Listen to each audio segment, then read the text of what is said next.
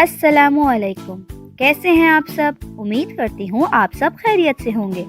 आज मैं लेकर आई हूँ आपके लिए एक दिलचस्प कहानी, हाथी और चींटी। ये कहानी एक हाथी और चींटी की है। एक बार जंगल में एक हाथी रहता था। उसे अपने बड़े डीडौल पे बड़ा घमंड था। वो हमेशा जंगल के जानवरों को तंग करता और उनका मजाक उड़ाता। एक दिन जब वो जंगल से गुजर रहा था, उसने एक तोते को देखा जो दरख्त पर बैठा था। ए, तुम वहाँ क्या कर रहे हो? क्या तुम्हें देख नहीं रहा हम यहाँ से गुजर रहे? मैं इस जंगल का सब में ताकतवर जानवर हूँ। चलो मुझे अदब से सजदा करो। क्या? मैं तुम्हें क्यों सजदा करूं? क्या क्या तुम नहीं जानते मैं कौन हूँ? मैं तुम्हें सिखाऊंगा मेरी इज्जत कैसी की जाती है। तोते ने हाथी को सजदा नहीं किया। गुस्से में हाथी ने पूरा दरख्त हिला दिया और उसे उखाड़ फेंका।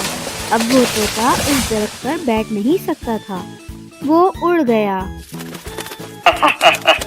जाओ उड़ जाओ। देखा तुमने मैं क्या कर सकता हूँ? मेरे आगे तुम सब कमजोर हो। घमंडी हाथी फिर वहां से चला गया। हमेशा की तरह वो दरिया पर गया पानी पीने को। बस उस दरिया के किनारे पर चींटी रहती थी, एक छोटी सी चींटी के बिल में। हर रोज चींटी अपना खाना इकट्ठा करती और हर रोज हाथी उसे परेशान करता। आज का दिन जुदा नहीं था। जब हाथी पानी पी रहा था तब उसने चींटी को देखा। सोनो चूंटी, ये कहाँ ले जा रही हो तुम खाना? मुझे ये वापस सबने कर ले जाना है। जल्दी बारिश शुरू हो जाएगी। मुझे तैयार रहने और खाना जमा करना होगा। अच्छा। हाथी ने फिर अपनी बड़ी सी सूंड में बहुत सा पानी जमा किया और चींटी के ऊपर छिड़क दिया। पानी ने उसका सारा खाना बर्बाद कर दिया और अब वो चींटी भी पूरी तरह भीग गई थी। हंस लो जितना जायज हंस लो। एक दिन मैं तुम्हें सबक सिखा के रहूंगा। ओह, मैं तो डर गया। तुम मुझे सबक सिखाओगे? छोटी सी चूंटी, मैं तुझे अपने पैरों में कुचल दूंगा। चले जाओ यहाँ से।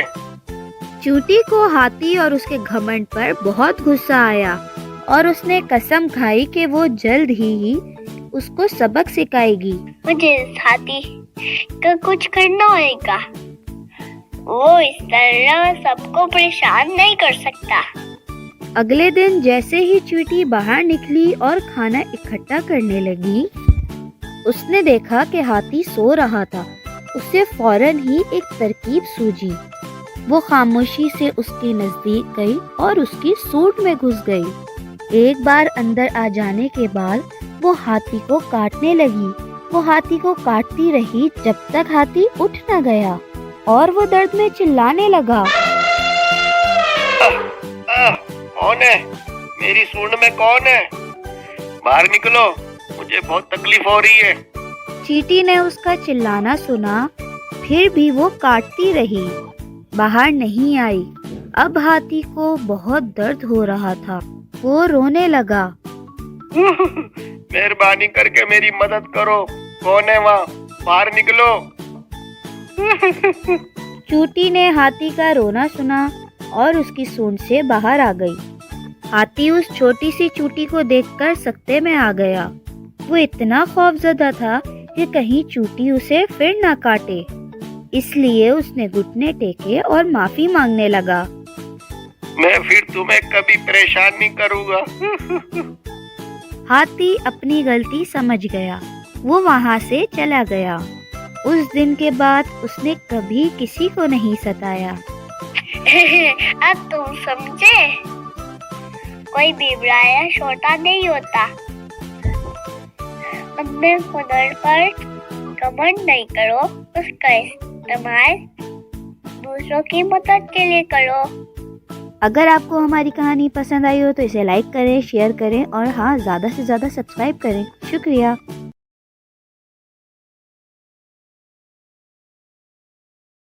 अस्सलामुअलैकुम, कैसे हैं आप सब? उम्मीद करती हूँ आप सब खैरियत से होंगे। आज मैं लेकर आई हूँ आपके लिए एक दिलचस्प कहानी, शेर और चूहे की कहानी।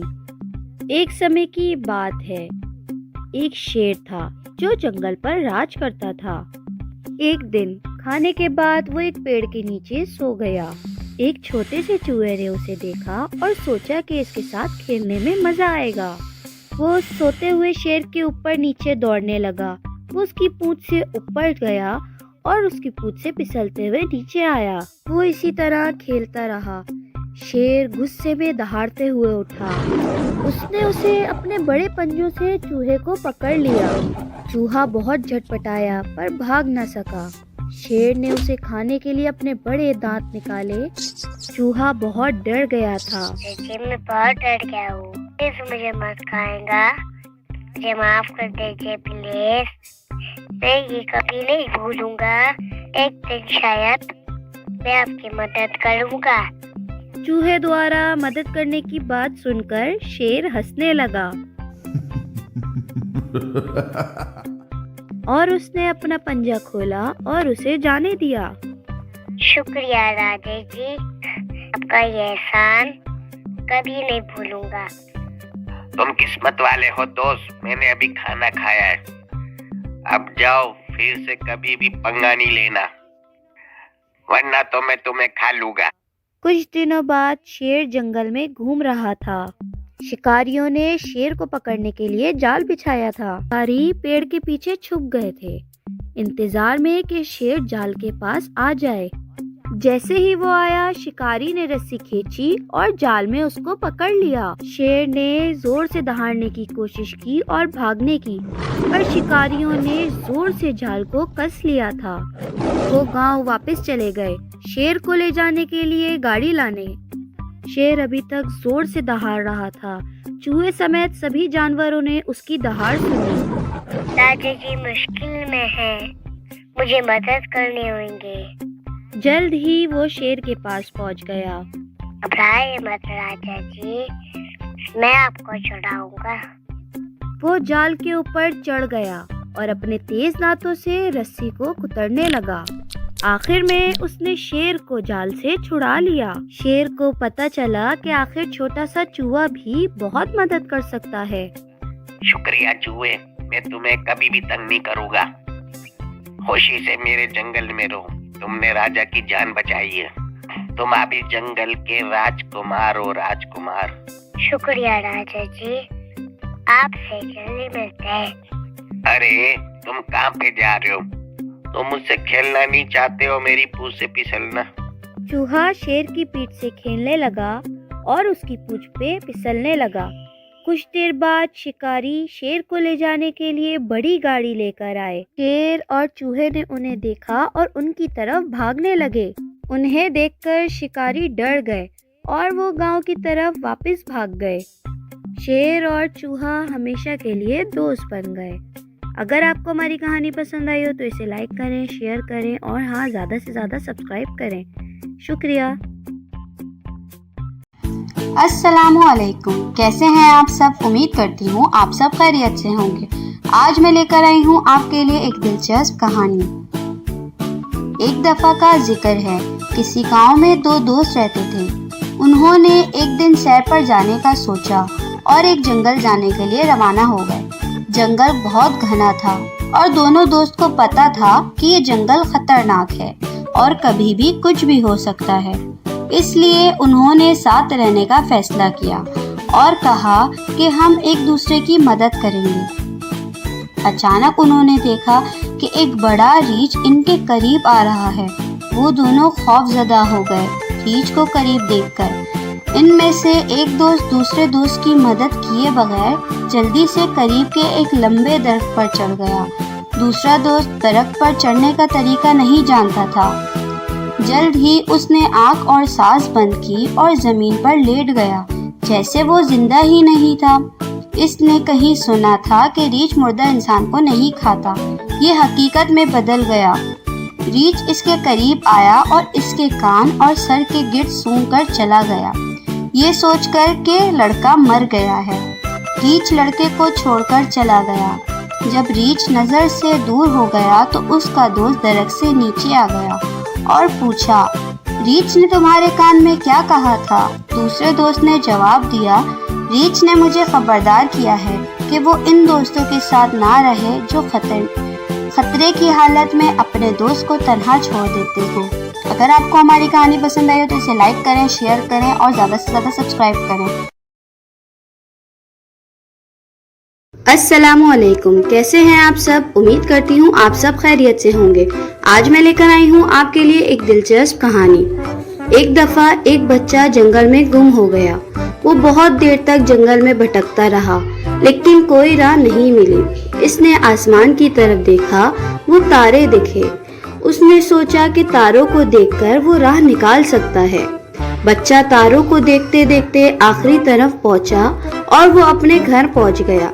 इससे ये सीख मिल गई कि कभी भी हमें ना उम्मीद नहीं होना चाहिए। चाहे कितना भी मुश्किल हो, हमेशा उम्मीद रखनी चाहिए कि रास्ता निकल जाएगा।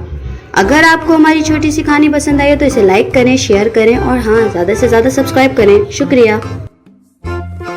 अस्सलामुअलैकुम, कैसे हैं आप सब? उम्मीद करती हूँ आप सब खैरियत से होंगे। आज मैं लेकर आई हूँ आपके लिए एक दिलचस्प कहानी, नेकी का सिला। कशफ और खतीजा दो बहनें थीं जो अपनी नानी के पास पहाड़ों में रहती थी। वो रोज़ कहानियाँ सुनकर सोती थी। एक दिन खतीजा को बाहर एक बूढ़ा इंसान नजर आया जो सर्दी में खड़ा था। उन्होंने अपनी नानी से इजाज़त ली और उसके लिए खाना, लकड़ियाँ और कंबल लेकर गई। उस आदमी ने उनका बहुत शुक्रिया अदा किया। कुछ दिन बाद खतीजा और कश्यप दूर कहीं पहाड़ों में खेल रही थी। खेलते खेलते उनको सुबह से शाम हो गई। थोड़ी देर में काले बादल छा गए और बारिश शुरू हो गई। उन दोनों को घर का रास्ता भी नहीं याद था। वो बहुत परेशान थी। फिर वही बूढ़ा आदमी आया और खतीजा ने बताया कि हम रास्ता भूल गए और इतनी तेज़ बारिश में हमारे लिए वापस जाना बहुत मुश्किल है। बूढ़े आदमी को रास्ता याद था। वो उनको उनके घर खैरियत से ले आया। कश्यप और खतीजा बहुत खुश हुए। उन्होंने उस बूढ़े आदमी का शुक्रिया अदा किया और जब तक बारिश ना रुकी तब तक वो बूढ़ा आदमी उनके घर पर ही रुका रहा और बारिश रुकते ही वो अपने रास्ते चला गया। अगर आपको हमारी कहानी पसंद आई हो तो इसे लाइक करें, शेयर करें और सब्सक्राइब करें। शुक्रिया।